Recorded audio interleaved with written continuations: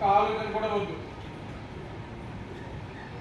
ముక్కు లోపలికి వెళ్ళే గాలి, వచ్చే గాలి. దృష్టి నిలిపేనేమి దేవుడు దిగివచ్చు, దృష్టి నిలుపరేకి నష్టపడును. ధ్యానం చేయకుంటే ఎన్నో నష్టాలు, ధ్యానం చేస్తే ఎన్నో లాభాలు. చిన్నప్పటి నుంచి ధ్యానం అలవాటు చేసుకోవాలి, సమయాన్ని సద్వినియోగం చేసుకోవాలి, ఖాళీగా ఉంటే ధ్యానం చేసుకోవాలి.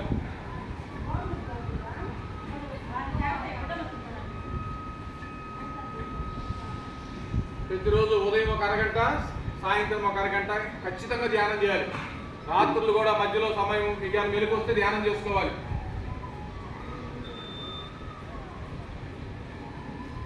కూసంత శ్వాస, కొండంత సంజీవిని.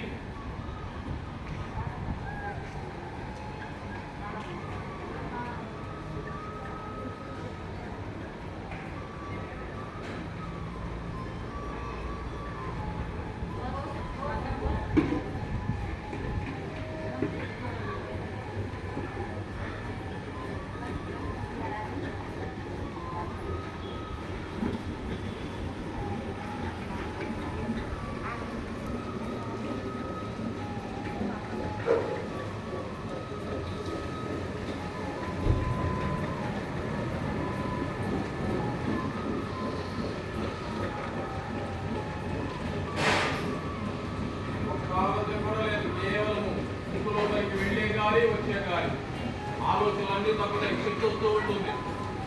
లోపల సాక్షిగా చూస్తూ ఉండండి, ఎరుస్తూ ఉండండి. ఎవరు కళ్ళు తెరవద్దు. ఎంత ధ్యానం చేస్తామో అంత శక్తిని పొందుతాం, అంతగా ఆరోగ్యంగా ఉంటాం, అంతగా శాంతితో ఉంటాం, అంతగా ప్రేమతో ఉంటాం.